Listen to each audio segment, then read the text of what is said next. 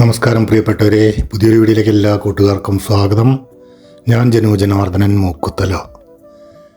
ഇന്ന് ഞാൻ വന്നിരിക്കുന്നത് ഒരു തമിഴ്നാട് റെസിപ്പിയാണ്. അതായത് ഒരു വെണ്ടയ്ക്ക പുളിങ്കറിയാണ് കേട്ടോ.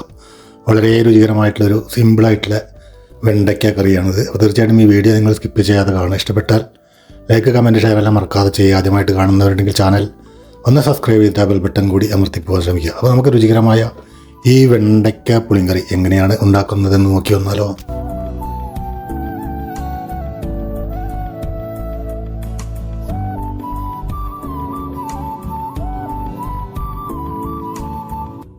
അപ്പോൾ അതിനായിട്ട് കുറച്ച് വെണ്ടയ്ക്ക ഇവിടെ നുറുക്കി വെച്ചിട്ടുണ്ട്. കഴുകി വൃത്തിയാക്കിയതിന് ശേഷം വേണം ഇത് നുറുക്കാൻ. എന്നിട്ട് ഇതിൻ്റെ വെള്ളം മുഴുവൻ തുടച്ച് കളയണം. തുള്ളി വെള്ളം പോലും ഇതിൽ നിൽക്കാൻ പാടില്ല.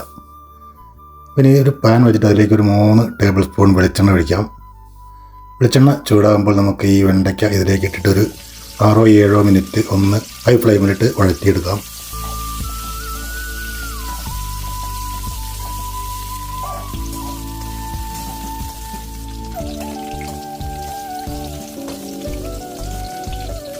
വെണ്ടയ്ക്ക ഏകദേശം ഒന്ന് കളർ മാറി വരുന്നതോടുകൂടി നമുക്കൊരു ബൗളിലേക്ക് മാറ്റിയിടാം.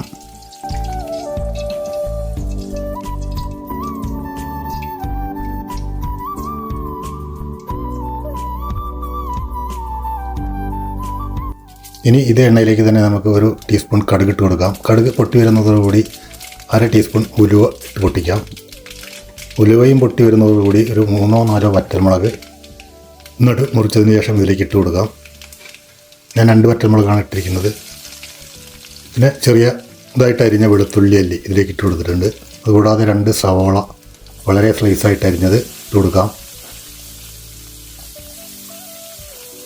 ഇനി ഇത് നമുക്ക് നല്ല രീതിയിലൊന്ന് ഗോൾഡൻ ബ്രൗൺ ആവുന്നത് വരെ വഴറ്റിയെടുക്കേണ്ടതുണ്ട്. ഒരു 8-10 മിനിറ്റ് വഴറ്റേണ്ടി വരും.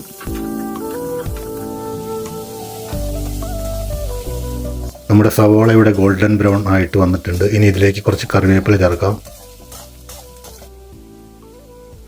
അതിനുശേഷം മസാലപ്പൊടികൾ ചേർക്കുന്നുണ്ട്. 1/2 ടീസ്പൂൺ മഞ്ഞൾപ്പൊടി, 2 ടേബിൾ സ്പൂൺ മല്ലിപ്പൊടി, 1 table spoon sambar masala, 1.5 table spoon Kashmiri മുളക് പൊടി. ഇത്രയും ചേർത്തിട്ട് നമുക്കൊരു 15 സെക്കൻഡ് നേരം മീഡിയം ഫ്ലെയിമിലിട്ടിട്ടൊന്ന് വഴറ്റിയെടുക്കാം.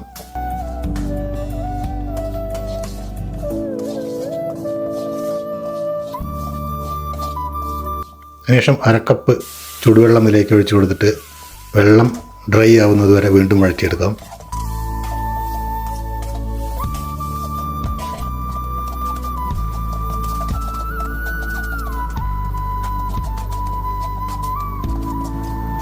ഇവിടെ വെള്ളം എല്ലാം ഡ്രൈ ആയിട്ട് വന്ന് 2 മീഡിയം സൈസ് തക്കാളി 4ആക്കി മുറിച്ചത് ഇവിടെ ഇതിലേക്ക് ഇട്ട് കൊടുത്തിട്ടുണ്ട്. ഒരു തക്കാളി 4-5 പീസായിട്ട് മുറിക്കാം. പിന്നെ ആവശ്യത്തിനുള്ള ഉപ്പിട്ട് കൊടുക്കാം. ഒരു നെല്ലിക്ക വലുപ്പത്തിലുള്ള പുളി പിഴിഞ്ഞത് ഇതിലേക്ക് ഒഴിച്ചു കൊടുക്കാം. ഇനി തക്കാളി നല്ല രീതിയിൽ ഉടഞ്ഞു ചേരുന്നത് വരെ നമുക്കൊന്ന് വഴറ്റിയെടുക്കാം. അപ്പോൾ അതിനായിട്ട് നമുക്കിതൊന്ന് അടച്ചു വയ്ക്കാം. ഒരു 5 മിനിറ്റിന് ശേഷം നമുക്കൊന്ന് തുറന്നു നോക്കാം. അപ്പോൾ ഏകദേശം നമ്മുടെ എണ്ണയെല്ലാം തെളിഞ്ഞ് തക്കാളിയെല്ലാം ഏകദേശം നല്ല രീതിയിൽ ഒന്ന് ഉടഞ്ഞു വന്നിട്ടുണ്ട്.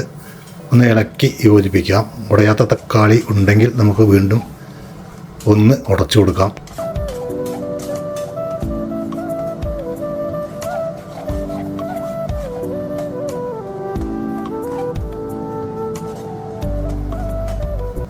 ഇനി ഇതിലേക്ക് 1 കപ്പ് ചൂടുവെള്ളം ഒഴിച്ചു കൊടുക്കാം. ഇളക്കി യോജിപ്പിച്ച് നമുക്കിത് അടച്ചു വയ്ക്കാം. ഇത് തിളച്ച് വരുന്നതിലിടയ്ക്ക് നമുക്ക് ഒരു അരപ്പുണ്ടാക്കാം. അതിനായിട്ട് ഒരു 1/4 മുറി നാളികേരം മിക്സിയുടെ ജാറിലേക്ക് ഇട്ടെടുക്കുന്നു. 6-7 ചെറിയ ഉള്ളി, 1/2 ടീസ്പൂൺ ചെറിയ ജീരകം, ഇത്രയും ചേർത്തിട്ട് ആവശ്യത്തിനുള്ള വെള്ളവും ഒഴിച്ച് നമുക്കിതൊന്ന് അരച്ചെടുക്കാം.